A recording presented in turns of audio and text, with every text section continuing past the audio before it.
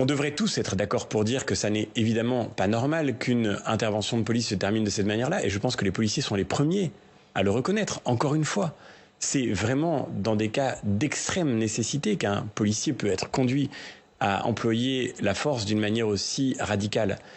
Et cela, évidemment, constitue un drame, et je pense, bien sûr, à tous ceux qui, aujourd'hui, sur le terrain, policiers, gendarmes, sont en première ligne face à cette violence qui monte. Je pense évidemment aussi à tous ceux qui ont été touchés par la mort de ce jeune homme. Mais à la fin, j'ai quand même une question à poser.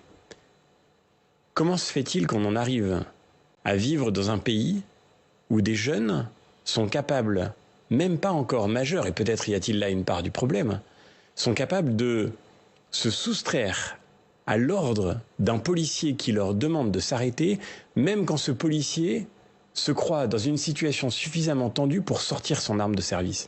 La première chose qu'on devrait tous dire, et je pense d'ailleurs en particulier aux parents, la première chose que tout le monde devrait dire aux enfants de ce pays, c'est que si un policier, un gendarme vous demande de vous arrêter, il est investi de la force publique, il a une mission de service public, son autorité c'est l'autorité de l'État et vous devez l'écouter. Ça nous est arrivé à tous de connaître des contrôles routiers.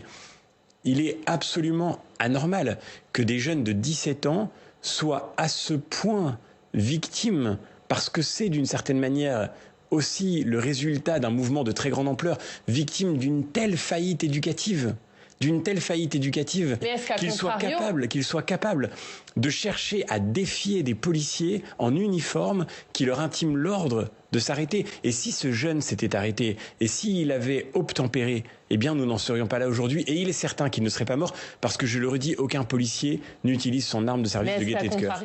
Et encore une fois, je ne préjuge pas des conclusions de l'enquête, mais à la fin, qu'aurions-nous dit si les policiers avaient laissé ce jeune homme repartir et que, dans un comportement routier manifestement dangereux, il avait tué sur sa route des innocents? Et si l'enquête conclut à une faute du policier, il doit être durement sanctionné.